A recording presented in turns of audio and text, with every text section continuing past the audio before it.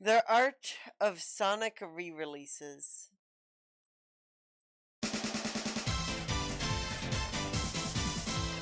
You know what? I can't even bother making a new skit for this video, so let's just give into nostalgia and remaster an old one for the lovely audience. With some new lighting, visuals, and no time to polish and make it quality, I give you the True Brendan Ultimate. Man, I'm bored. It is a little something for everyone. As time moves on and technology surpasses itself every second, eventually those old video game consoles of yours becomes outdated. What do you mean they don't support the Dreamcast anymore? That's where re-releases come in. Whether it be a remaster, a straight up port, a collection, whatever the case may be, it's a really convenient way to preserve older titles. And of course, when you have a franchise like Sonic with beloved older games, you're gonna want to give it new life in some way for older fans and newcomers. I mean, look at Nintendo for instance. The player base for most Sonic fans this generation. Look how many Sonic games you can play on the thing. Sonic Adventure? No. Sonic Adventure 2? No. Sonic Heroes? No. Sonic Unleashed? No. Sonic Colors? Yes! Fuck! I love Sonic Colors! With the 35th anniversary coming up, I got a feeling we'll Colors. see something related to porting an older Sonic game to newer consoles. The fabled Sonic Heroes remake, Sonic X Pickle Unleashed, Lost World Ultimate? Oh, if only. So I thought it'd be kind of fun to look back at the ups, please, downs, and not all-arounds again. of Sonic re-releases. Typically, a great place to start would be the collections, like Mega Collection, Gems Collection, Jam, the hundreds of old collections featuring the classic games. But there's not really a lot to say about them other than, yeah, they're pretty great and each offer really cool things. Jam has Sonic World, a glorified tech demo for Sonic Adventure, as well as actually porting the original classic games without emulation. Mega Collection and Plus have such a unique style that's never been recreated anywhere else. Watching all the old trailers, flipping through all the comic covers, also playing the games I guess, but who gives a shit really? Listen to that music! Beat lyrics, vocals done the AI way. From pop to rap, every style of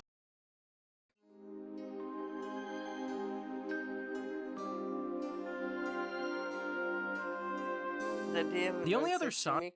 Hey, I actually liked 06, okay? It was an enjoyable playthrough. Was he kind of surprised that Odyssey even exists? Can Nintendo let that happen? Fair.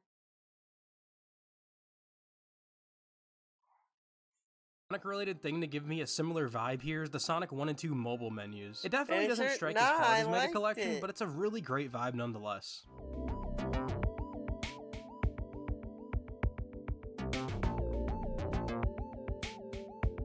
Hey Cobb, what's up?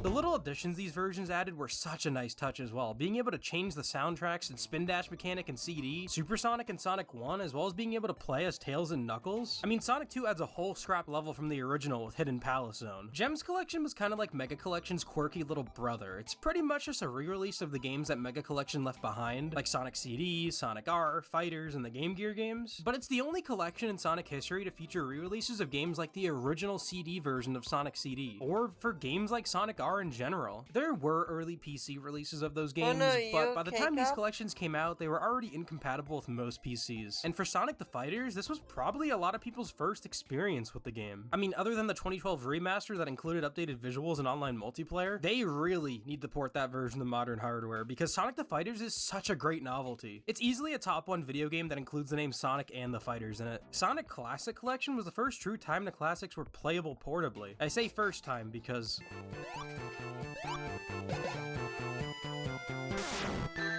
Is this actually playable to you? The Sega Genesis collection on Steam offers... really makes you feel like crickets are real. There's even some lesser known re-releases out there. Ever heard of Sega Smash Pack? Me neither. I guess I kind of lied there. There's a lot to talk about with these collections. But I mean, those are really just ports of the classic games. Old ports, mind you. You can't really screw up something like this.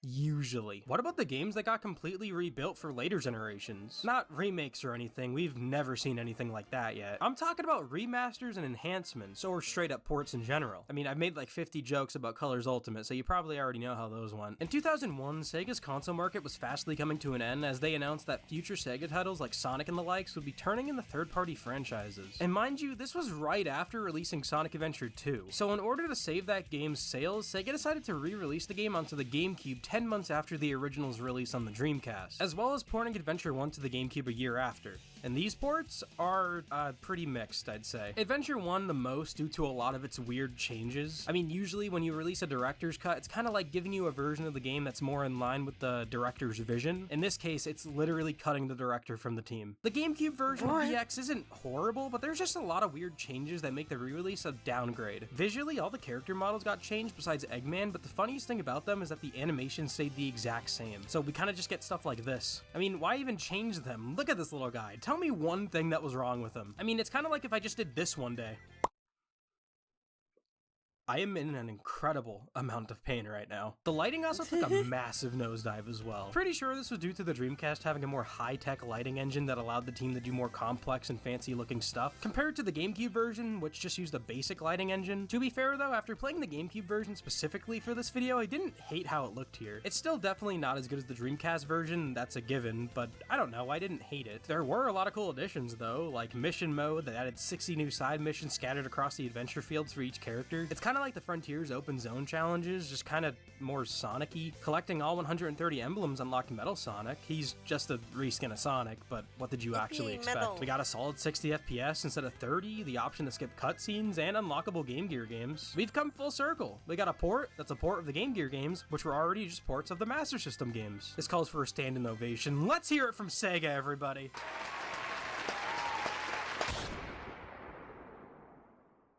No, Sonic. You don't have enough memory in the memory card. Adventure DX for the GameCube wasn't horrible or anything. Everything new that they added were cool. It's just, why change the other stuff? Also, why is it like 10 times glitchier than the Dreamcast version? And then they just decided to say fuck it and make a port worse when porting the port.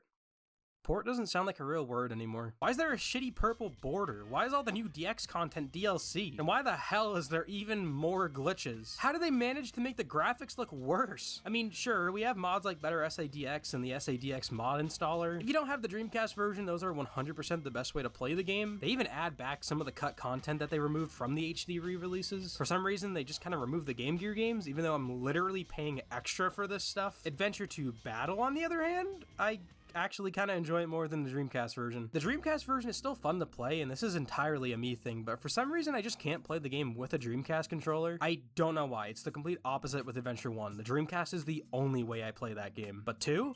Fuck it. Where's Sonic Adventure 2 Battle for the Motorola NVG 510? Where is it? Where's it at, Sega? The lighting changed again here, but it's not nearly as bad as DX. The models are the same, but slightly higher poly. It fixes a lot of glitches from the original, changes some of the assets in the levels. The HD version actually offers widescreen this time. I mean, personally, I think all Sonic games should have this stupid fucking border, but you know, who cares about my feelings, you know? The biggest change had to be with the multiplayer mode, hence the battle part of the name. New characters, new skins, new maps, Chow Karate, as well as a lot of quality of life changes to the Chow Garden itself. Changes that also went into Adventure DX's Chow Garden.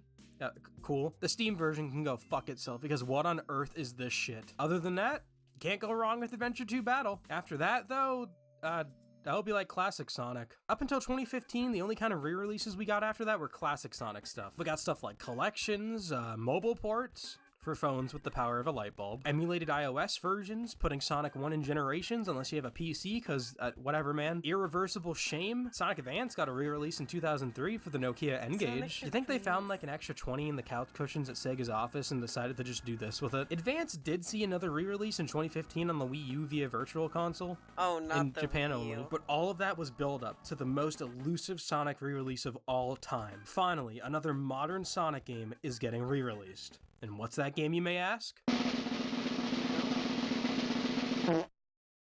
You chose to f me in the face with what looks like a glass of piss and shit.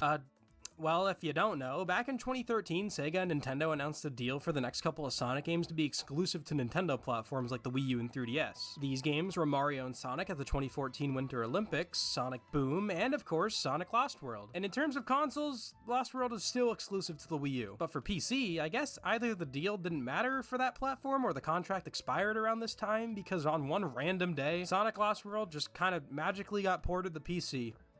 And it's really bad. I don't know what Sega's deal is with modern Sonic releases, especially on PC. Lost World the most, because there's just a bunch of weird bugs not in the Wii U version. Bare bones settings, no controller remapping, a fixed 720p resolution. Other than that, though, it's quite Literally. I tried upping the resolution, remember? I tried upping it, and it just made it worse.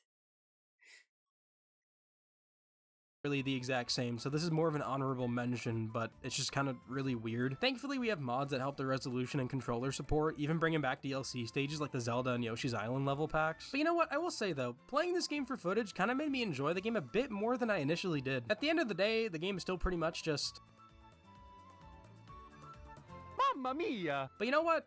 It's not horrible. Kind of ironic because I literally said this in the last video. I'm not really a big fan of Lost World to begin with, to be honest. They took everything positive about Sonic in the years leading up to it and just threw it out the window in favor of becoming a Mario Galaxy clone. And you should also subscribe to my channel and join my Discord server because yeah. Oh wow, you should listen to Past Me about that last part. Alright, what's next here?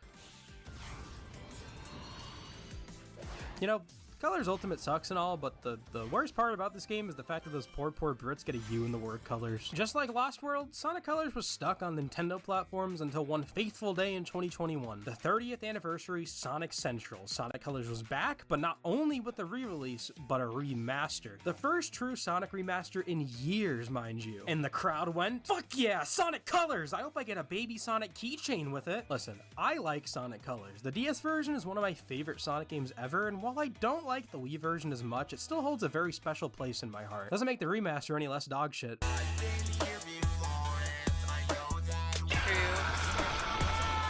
It's just a poorly packaged mess. Visually, it's the worst release so far. I do think some of the levels look alright, like Planet Wisp and Asteroid Coaster for example, they look fine, but Sweet Mountain is just way too bright, Aquarium Park feels super saturated, and Tropical Resort, what the fuck happened here? Everything that's supposed to be dark is too bright, and everything that's supposed to be bright is too dark. How do you even manage that? For every seizure-inducing glitch this game has to offer, I will say there's a lot of new stuff here that I am a fan of. The remix soundtrack? Pretty good for the most part. Starlight Carnival makes me forgive that starting animation here is broken.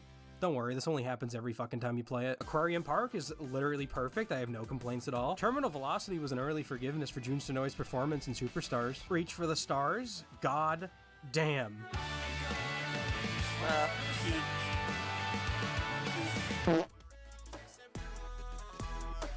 I am going to kill myself. They almost had it until they decided to look at this remix and decide to only use the bad part for the whole song. We gotta like For the whole rehear that. song.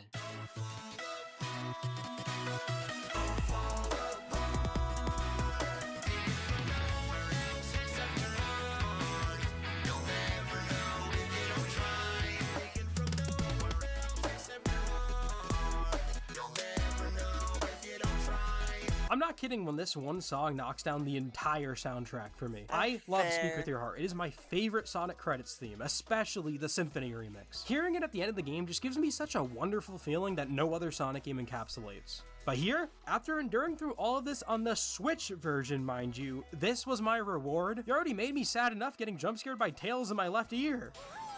You got park tokens!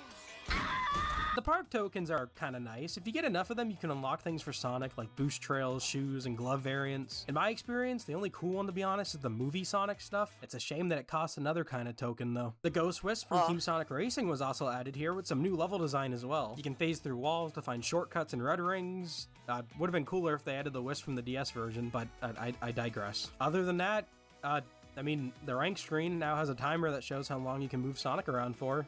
They got Tails saves instead of extra lives. It pretty much acts the exact same as lives. The 100 ring, the final boss looks like that one from Colors DS. We got metal Sonic races now. The most colorful remaster in Sonic's history. Yeah, no shit. Sonic Origins, on the other hand, not as bad as people say, to be honest. Sure, it's got its issues, like how the team were treated by Sega, the scummy business practices, the fact that I got scanned $15 with Origins Plus. I documented proof of that shit almost 3 years ago, as a matter of fact. But as a collection of Sonic 1, 2, CD, and 3, I really enjoy it. Firstly, it's the widescreen mobile versions finally ported to consoles, and secondly, it's the first official time Sonic 3 was remastered. Sure, we had decomps of all 4 games on PC before this, so if you own a PC, you don't really need to buy this, but for consoles, it's a really convenient collection. The games play as they should, the drop dash was added, Knuckles gets his own roots in CD, and Amy is fully playable in all 4 games. There's a story mode that ties all 4 games together with super well animated cutscenes, fun challenges to play, Game Gear games galore, a mute button for Sonic 3, Colors Ultimate may have forgiven your Superstars track, but I sure ain't forgiving you for butchering Carnival Night. It's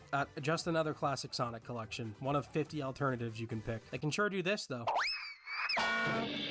And with that, we are at our last re-release so far. It is probably the most unique of the bunch as well. Sonic X Shadow Generation. Sonic Mania on Netflix! I totally didn't add this part last minute. In December of 2023, Netflix announced that games were coming to their service. This, plus the fact that Sonic Prime did significantly well for both Netflix and Sega, it was kind of a no-brainer for them to do something Sonic related here. And thanks to that, Sonic Mania is finally officially able to be played on mobile. The menus look like shit, the touch controls don't look like Sonic 1 and 2, so I'm mad personally. Other than that, it's Sonic Mania. I mean, Sonic Dash was here too as a Sonic Prime Dash. It's just Sonic Dash. Does Sonic Dash Plus on Apple Arcade count? Well, I just mentioned it, so probably. Let's see before we go to our last game. I mean, Mania was ported to Amazon Luna alongside Frontiers, Superstars, Colors Ultimate, and Team Sonic Racing. Holy shit, they put Disney Universe on that thing? Sonic X Shadow Generations. And you know what? After Colors Ultimate, I think Sega actually learned here. I'd call the look of Generations more of a port than a remaster, to be honest. However, for some reason, they rewrote all the dialogue and redubbed the cutscenes. On paper, that sounds like a really good idea. I mean, Sonic in the 2020s is really seeming to try and do some serious stories again, so why not take a game that failed and try to make it work with that? The only problem is, they didn't really do a good enough job. Without the time stones? Shut the fuck up! The lip syncing is still the exact same, so it feels like they were just trying really hard to get things to fit. What makes it weirder is that they did change some things, like Amy trying to hug Sonic or throwing Knuckles at a tree. Rouge's model got censored for some reason. I mean, I don't really care, she's a cartoon bat, but it's just really funny that they thought that needed to happen. I don't play Generations for its story, nobody does as a matter of fact, but the dialogue in the original just felt more natural to me. On a positive note, I will say that it's cool that Sonic actually responds to the characters you save now, but it still just feels a little unnatural. I feel like the best thing they could have done here is keep the normal cutscenes the same, redub them, and add some cutscenes to it. At the end of Green Hill and Chemical Plant, we see Sonic and Tails discuss things about them, making funny nods to things like Tails not being present in Sonic 1, or the water in Chemical Plant being a nightmare. Imagine they did that, but for every level. Make a joke about how nobody remembers Crisis City except for Sonic, stuff like that. I'd take it over them trying to force references down our throats. I mean, the Time Stones line makes no sense. You've done time travel before without them. Gameplay-wise, it's just the original with some minor differences and quality of life changes. You can swap between Legacy and Frontiers button mapping. There's 3 Chow in every level to collect. You can see how many red rings you collected, multiple save files finally. It's very nice that you don't have to delete your main one anymore just to play the fucking game again. And the drop dash was added for both Classic and Modern Sonic. Oddly enough, for Classic Sonic, it's just a skill you can get at the start of the game, meaning you can't actually use it in Hub World, side missions, or bosses. But for Modern Sonic, it's just kind of part of his moveset. It's pretty useless for both, to be honest. For Modern Sonic, you can actually have some fun with it for how fast it is, but for Classic Sonic, it's just kind of a really nerfed spin dash. Oh yeah, also they changed Classic Sonic's quills to look more like Superstars.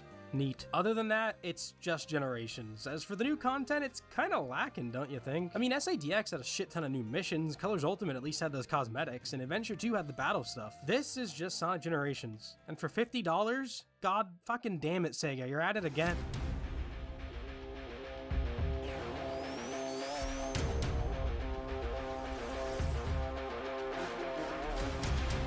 You know, never in my life did I think we would actually get a port of Sonic Generations that also includes one of the most high-quality Sonic games of all time in it.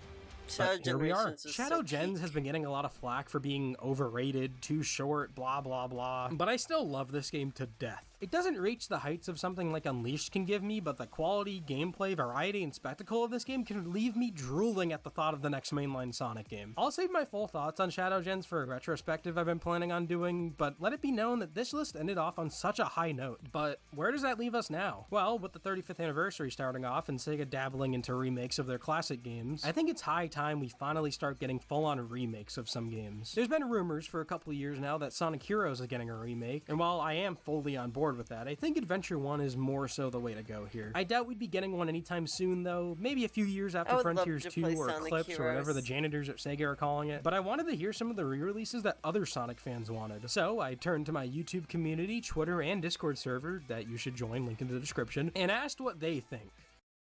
They need to rethink this whole freedom of speech thing. The biggest request I've seen so far are Adventure Collections, Advance and Rush Collections, remakes for Sonic 06, an Unleashed remaster, and a Heroes remake. In terms of Adventure and Advance, I always wanted them to do an Origins thing. Make a Sonic Origins 2, featuring widescreen ports of Adventure 1 and 2, and convenient Advance ports. It'd be pretty cool to see widescreen ports of them in that collection, but as long as the Adventure games are done justice, I wouldn't mind if they just treat the Advance games like the Game Gear games. Sonic 06, on the other hand? Yeah, remake it. Remake more bad games and turn them into the series' best. Imagine reviews for an 06 remake came out and they were on the same level as Shadow Gens and Crossworlds. And an Unleashed remaster? Yeah. If there's any Sonic game that I think deserves the next Sonic X Blank treatment, it's Unleashed. I think we're finally past the era of Sonic Team being afraid of this game. They updated the game for Series X, it's referenced all the damn time in other media, and it's like 90% of the Crossworlds roster. A remaster is long overdue. Just please don't change the writing. I don't want another without the Time Stone situation, because the writing of this game is actually really fucking good. I know Unleashed Recompiled exists, but I can't lie, having Unleashed on my Switch 2 sounds like a dream. Slap a pickle side mode and charge it for like $80, I'll buy 4 copies. Honorable mentions towards the people that want anything Sonic R related. That one person that wanted Sega Sonic the Hedgehog. In other words, follow your dreams, kids, because what's a Sonic R? You're getting voiceless SpongeBob and Crossworlds. Also put Dream Team on anything other than a fucking iPhone. Holy shit. The fuck is Sonic Chronicle? What? Are you kidding? Shrug Pod, what the fuck?